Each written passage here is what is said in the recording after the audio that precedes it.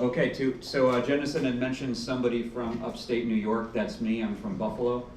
About as far away from Toronto as Brooklyn is from the airport.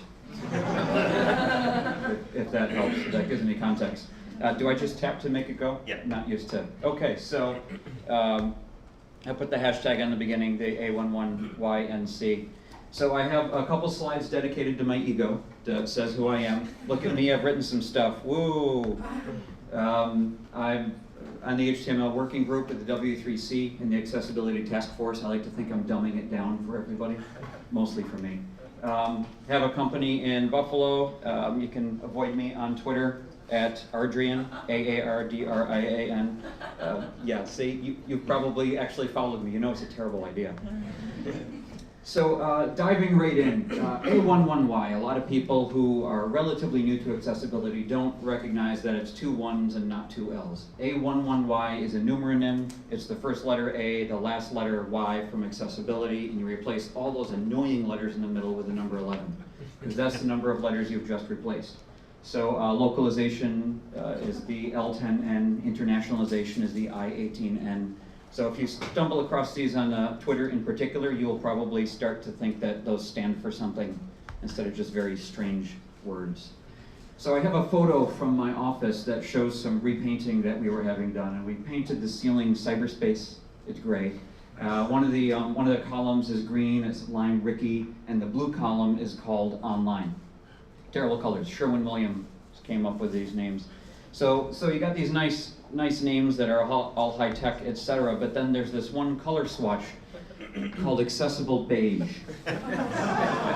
It's the color of putty colored computers from the 80s. I mean, this really says it all. And my partners wanted to paint my office this color because they don't like me. Hi guys, are we streaming and they're watching? We're gonna have a long talk on Monday. Okay, so I have half an hour to cover all these things. So statistics, how to be selfish, some techniques, basic tests. The technical bits I'll probably move through very quickly because I understand there's a talk coming up later on where we'll go into more detail. So statistics, I'm going to mostly breeze through these as well. All of my slides will be available online later if you want to copy, paste, or correct these stats. Overall in the US, in the 21 to 64-year-old age group, more than 10% of the population has a disability. When you're looking at the 65 to 74-year-old age group, 25%, 75 and up, 50%. And I'm counting visual, hearing, mobility, cognitive impairments. So vision impairments, I have a slide here that just shows the number continues to climb as you age, and we'll reference to that a little bit later on. Hearing impairments also continues to climb as you age. I note in here that worldwide there are 360 million people who have disabling hearing loss, which isn't just me in a club asking what it is you're saying to me. And where are we going next? Mobility impairments continue to climb. Once you start out at 5.5% in the 21 to 64 age bracket. When you get up to 75 and up, you're looking at a full third of the population.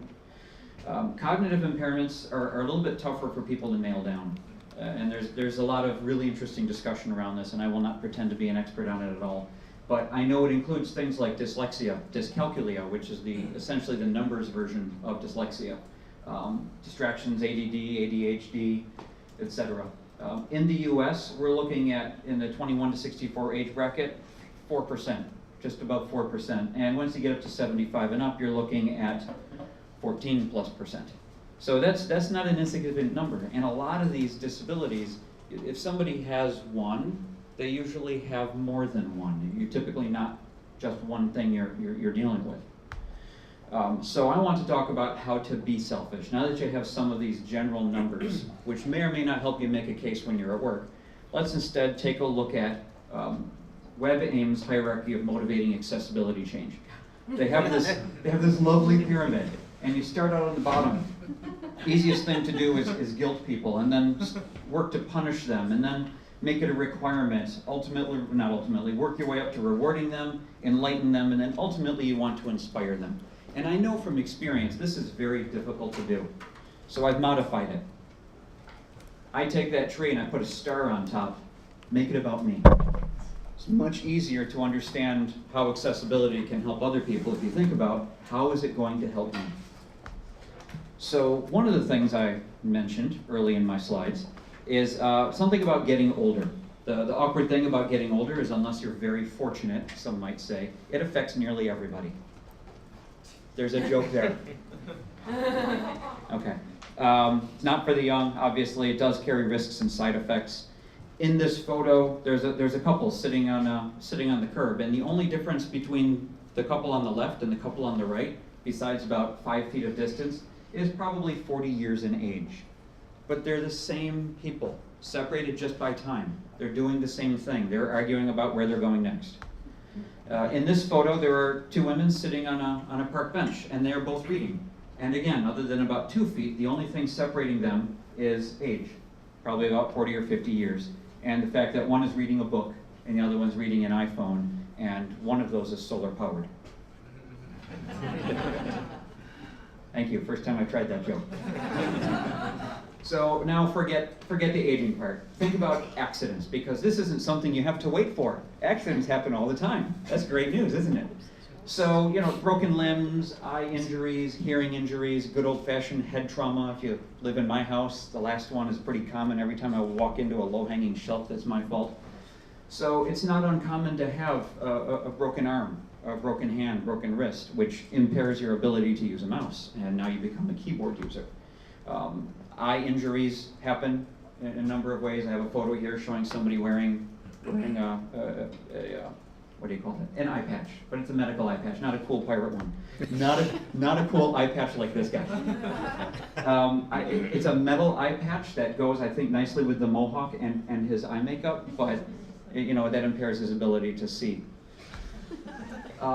I refer to this as a cognitive impairment. This is a bunch of guys in England who are chasing a wheel of cheese down a hill. So they might start off perfectly lovely, bright young men, but by the time they get to the end of the bottom of that hill, assuming they even got the cheese, they're probably going to have one or more disabilities. I'm just saying.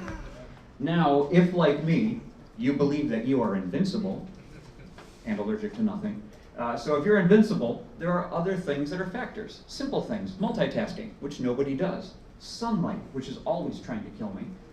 Eating lunch at your desk, which is an everyday thing. Not having headphones handy, and then recognizing that the content you're looking at probably isn't even in your native language. So if, like me, and I have some photos to illustrate these, if like me, you're this guy working at his keyboard while eating a taco, you have your choice between getting tomatoes in your keyboard or going one-handed on your computer, and you can see he's using his keyboard only, no mouse.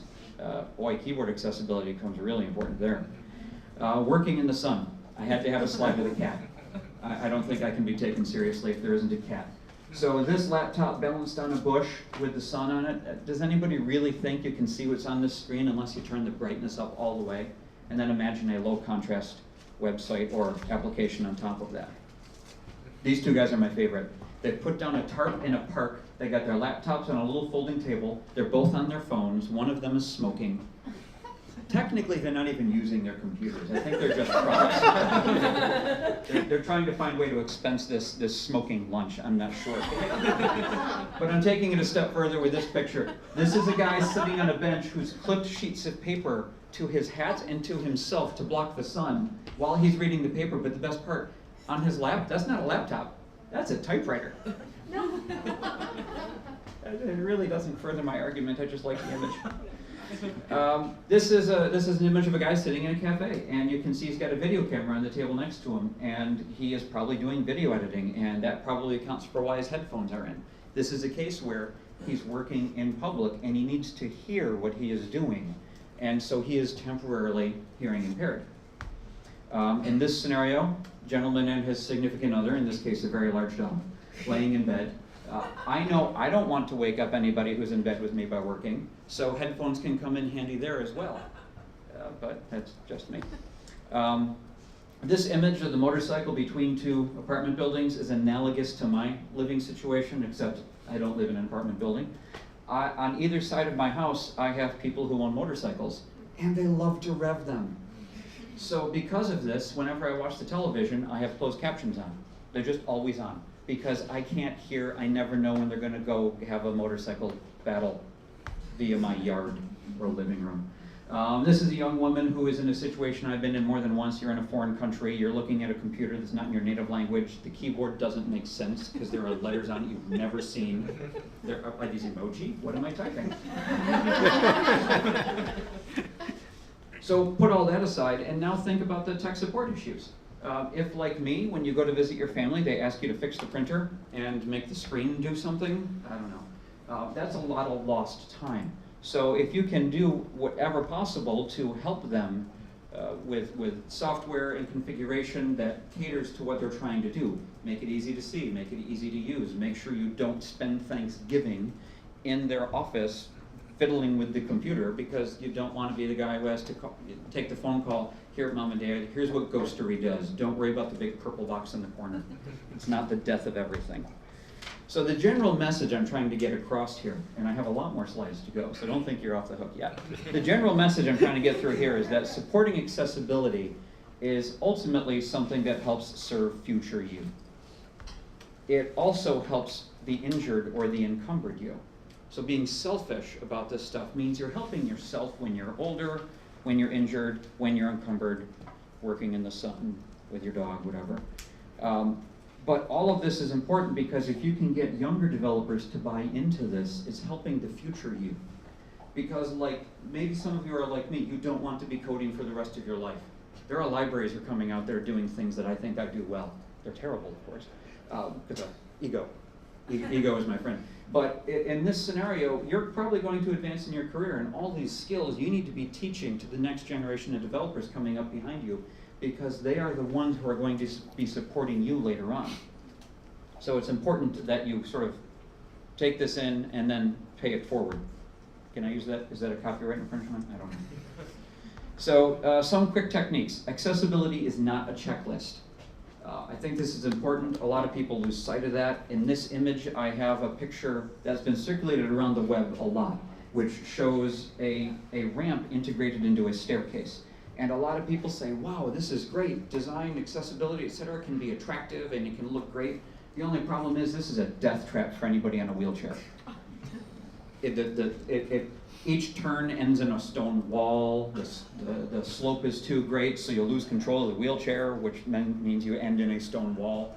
But even if you don't use a wheelchair, because of where they've cut the ramps into the stairs, it's step, step, step, trip, trip, step, step, step, trip, trip, step, step.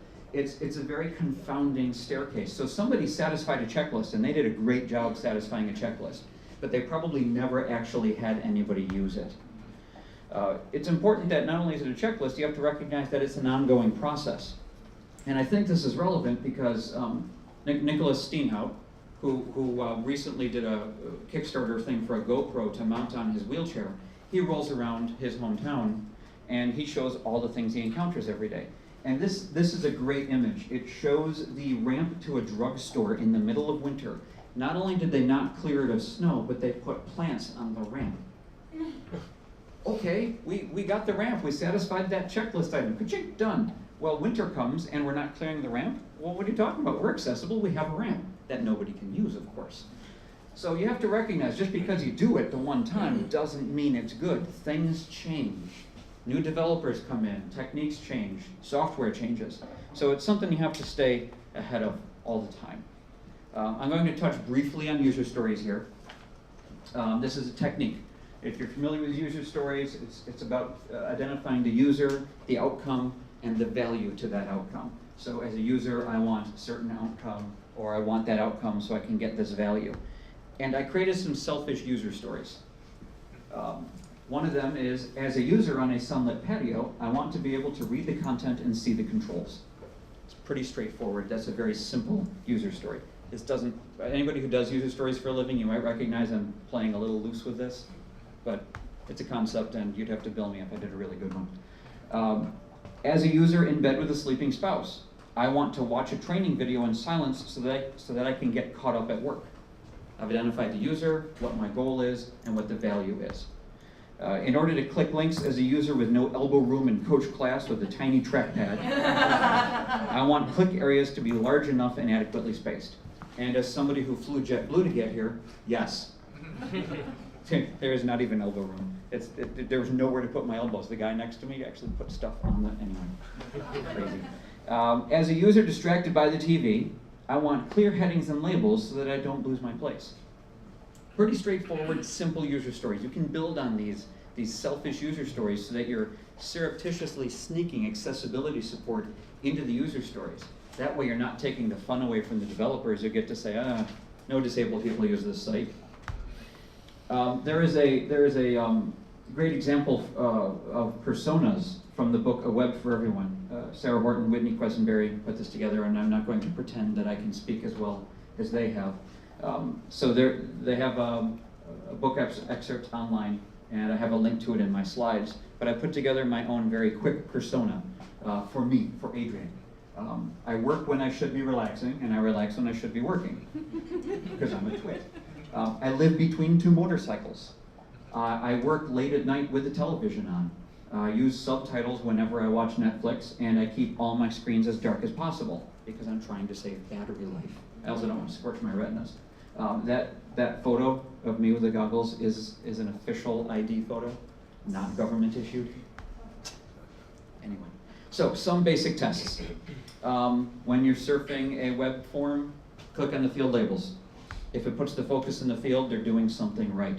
If it doesn't put the focus in the field, you need to work on that. Make sure you're using the label element. So, but for those who are watching at home and everybody in the audience, again, these slides will be online later, so I'm skipping through some of the text, but I'm trying to get the general point across. Unplug your mouse, or if you're like me, unplug somebody else's mouse, because that's even funnier. And can you use the page, the application, the site? Can you use it without a mouse? Is it clear where the focus is? Can you tell where you're going? Does the tab order make sense?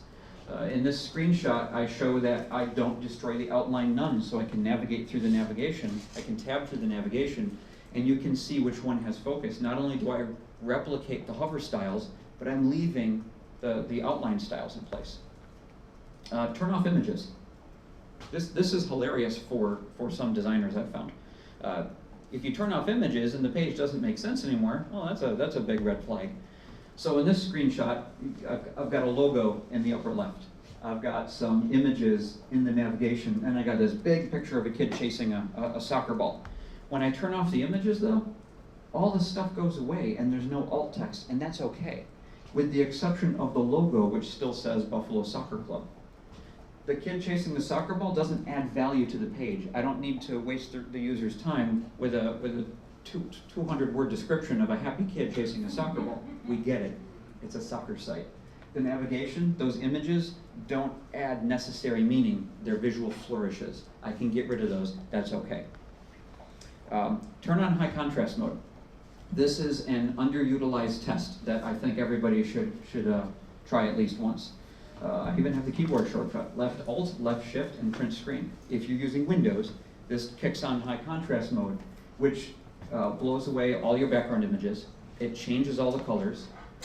Any colors you had for the text, those are replaced as well. If your site becomes unusable, you've got a bit of a problem there.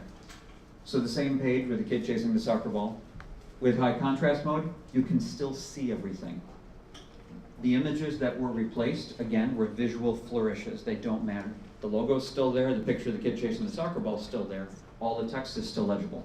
Now, to be fair, projected on the wall is kind of hard to see this purple, but I'm reasonably confident on screen that it would be clear when you're looking at it. One of my favorites, and also sometimes the most tricky to do, is turning off the CSS. Because the CSS lends so much layout style to the page, not just visual, but also helps determine how the user is going to view the page, it's important to turn that off. You want to make sure that the important content doesn't disappear. You want to make sure error messages are still clear. The content still flows in a reasonable order, and that if you have any styles that are still in place, that's a cue that you might have a problem, which might not be accessibility related, it might just be development process related, because that means you have inline styles. So that same page, with all of the styles turned off, it just flows. It just flows. I scrolled down so you don't see the bullet list that makes up the navigation, but it works. Nothing's out of order. It's pretty much in the order that you would expect. Color blindness and contrast testing are always kind of fun. I link to some tools here. I linked to 4. There are many more on the web. And again, when these slides are online, you can grab those links. But you want to make sure that those action items are still visible, and you want to make sure that the text is still visible. And of course, there are W3C guidelines for the right values on these. This is a version of the page as if you looked at it with protanopia. The same page if you're looking at it with deuteranopia, and the same page if you're looking at it with tritanopia. So it doesn't change that much. You can still identify the different navigation items and what has focus, etc. But you still need to keep that in mind. You still need to be careful with your link colors, things like that, where you're going to lose that value. When it comes to media, look for captions, look for transcripts. Do they have text alternative, any audio or video clips? Are there links to the transcripts or the closed captions? Are those easy to find and straightforward? I linked to some tools here on how you can do your own captioning and transcripts.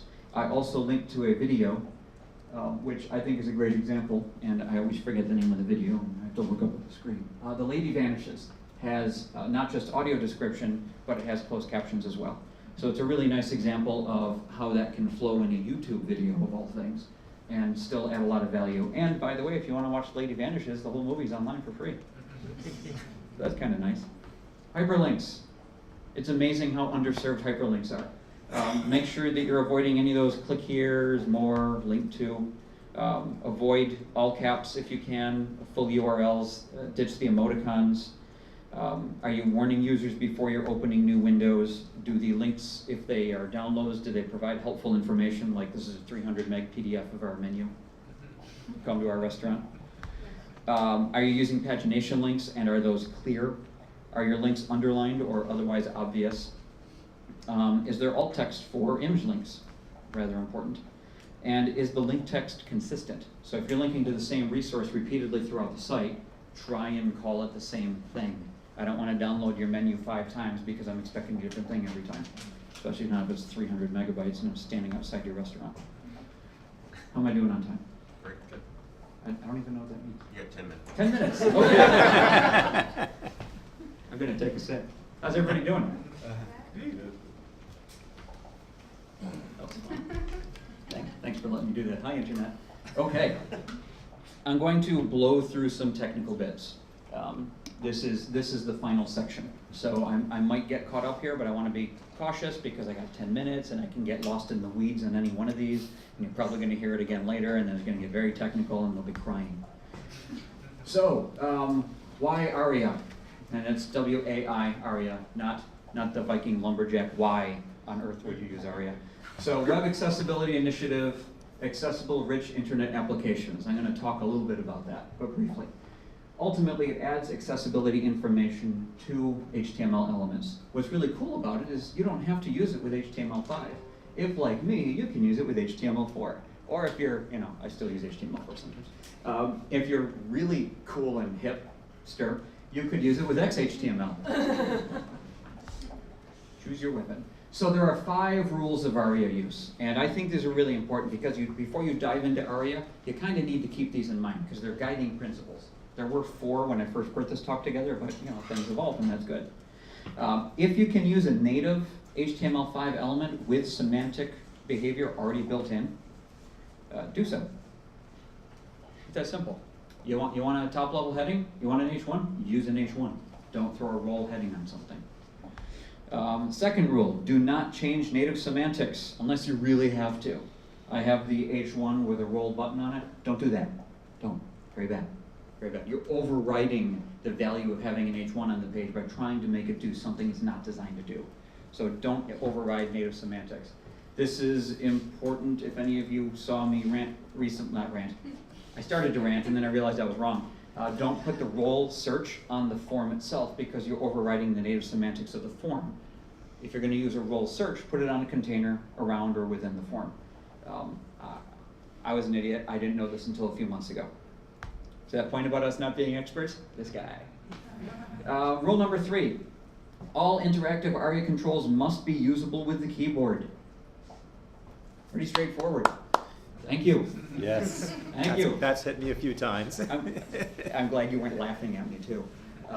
Yeah, that is amazing how few people think about that. They'll put all sorts of features on something and make it not keyboard accessible. And that's just a terrible idea. So it's not just about turning off the focus outline, it's about making sure people can still tab through the page. Fourth rule, do not use role equals presentation or aria hidden equals true on any focusable element. If you do that, some users won't be able to use it. It just will not get the focus at all. And the fifth rule, all interactive elements must have an accessible name. Typically this will come from text on a button or a label or invisible text like alt text on an image. But there are cases where you need to get the accessible name in there using ARIA techniques. I'm not going to dive into those now. There's a pretty long laundry list of how that works. But if you're following best practices with labels and alt text, etc., you're already ahead of the game. So I had mentioned don't take an H1 and try and make it do a thing, and don't try to repurpose an element to be clickable because it won't have focus order. So I have a div that I put an onClick on. And I thought, oh, well, this is a problem because not everybody can use it. So I'm going to put a tab index of 0 on it. So now it's in the focus order. Well, that's still not doing what I want. So now I have to put an onKeyPress on it.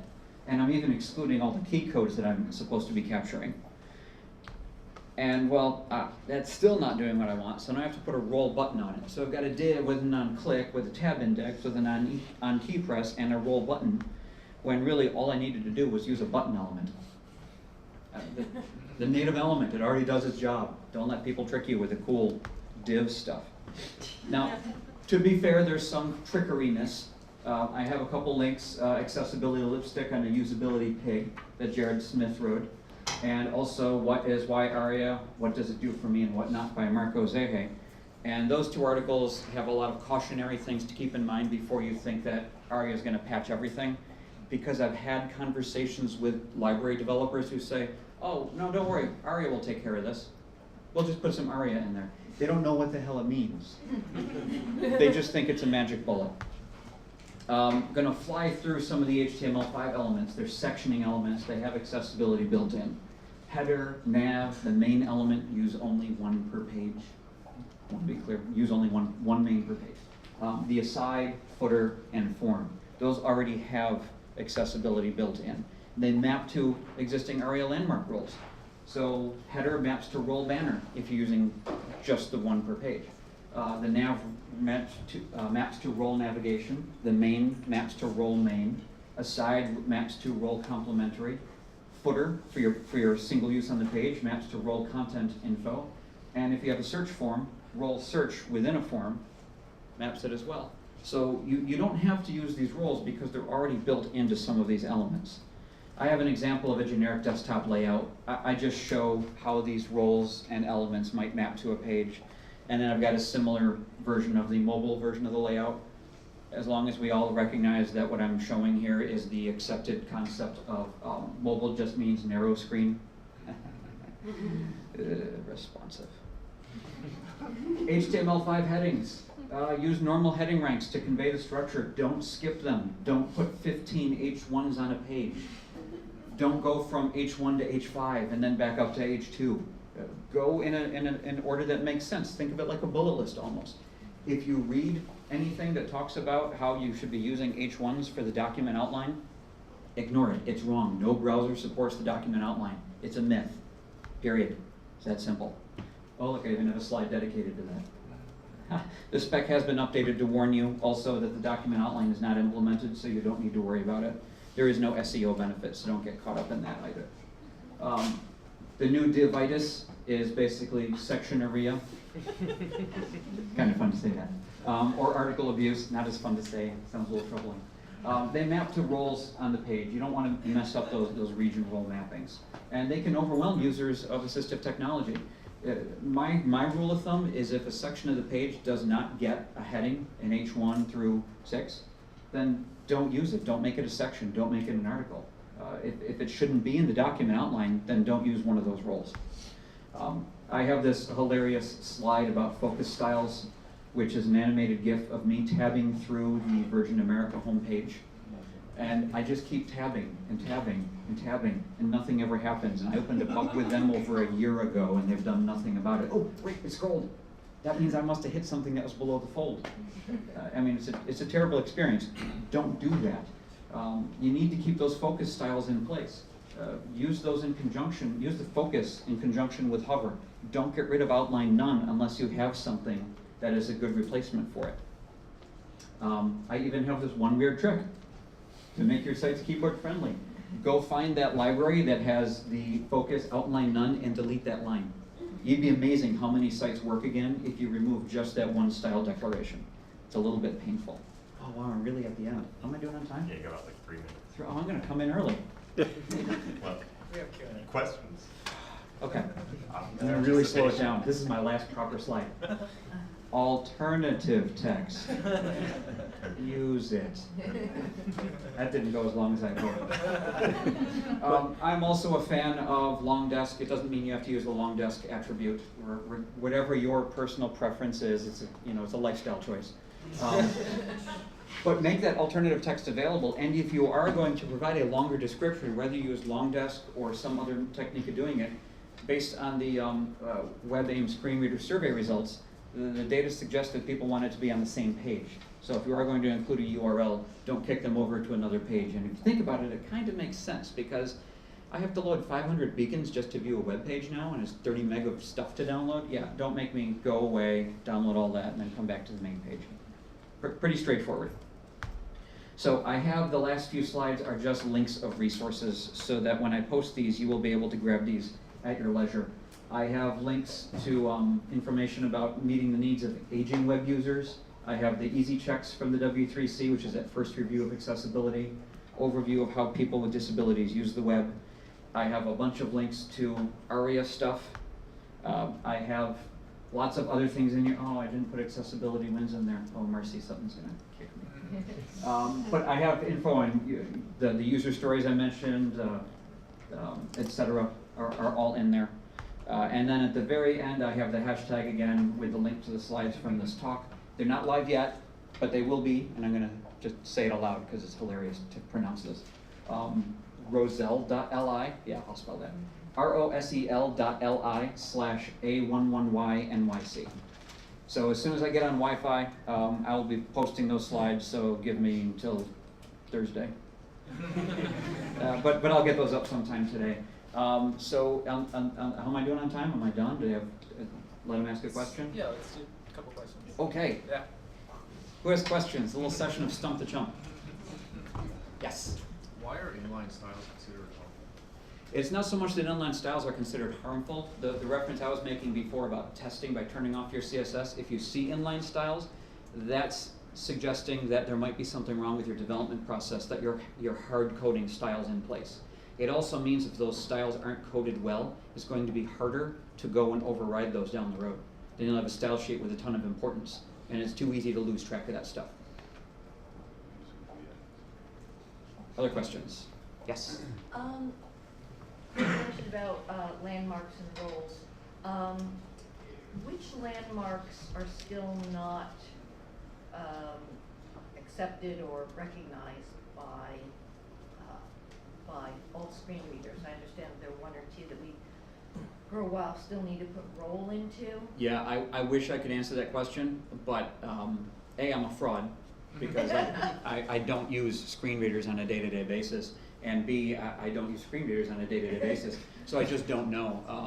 But I can tell you, if you go to the Slack or Gitter accessibility chats, or you ask with the A11Y hashtag, you're going to get an answer. And you might find there's some variance in answer just because when you're talking about different OSs and different screen readers. And I know with Windows 10 and Edge that there's a lot of discontinuity in their accessibility support right now. So when you pair that up with certain AT, it's not going to map as it would if you're using Internet Explorer. Do one more question? Sure. One more question. A lot of pressure. Okay, apparently too much pressure. Anyone? Okay. Oh, wait, oh, in the back. Go ahead. I would just, do you have a good rule of thumb in terms of when to use the alt tag for text? Because you were talking about visual flourishes versus. Right. I mean, sometimes people are trying more and more to do logos that have a sort of semantic. I'm just wondering if you have a suggestion. You know, I have a suggestion for the way that I build things. If the image itself doesn't add value to what I'm writing, I just leave it out. If the image is a visual pun, I'll include it maybe. But personal preferences can be kind of tricky because I don't want to be verbose. I don't want to waste time. At the same time, the W3C has this really nice, and I deleted the slide. There's this really nice not checklist. It's this logical workflow. You can find it on their site and in other places, and I'll see if I can find it and link to it. But they have this whole logical decision tree about when it's appropriate to include alt text and what might be appropriate alt text. You read it once or twice, and you're going to find that when you think about it, it's probably the way you already do it anyway. It's pretty straightforward. It makes sense, and ultimately, you don't want to be verbose, but you don't want to exclude valuable content from the readers. It's not a very good answer, but that's my answer. Yeah, and if you want to have a debate about it, just go into the Slack. You can debate that in nausea. Yeah, Yeah. he's right. Absolutely. We do. You want? We could fight about it now. Yeah, we can. That'd be awesome. Okay, I'm intervening. Oh. All right, well, thank you so much, Adrian. Yeah, no problem. That's great.